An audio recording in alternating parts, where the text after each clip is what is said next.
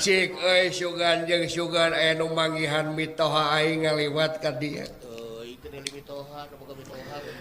Mun aya nu manggihan mitoha aing ngaliwat ka dieu bejakeun ka aing deuk di bata ka aing deui. Ulah kitu ka mitoha doraka.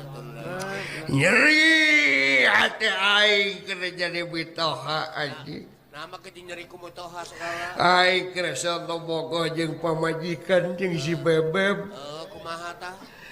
Pamajikan aing kana dikawinkeun ka supir angkot.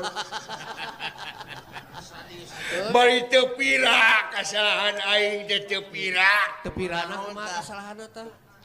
Teu pira pamajikan mitoha aing teh keur modal di Pacilingan. Terus Ku aing dibalangkeun pepetasan nu sagede kieu teh.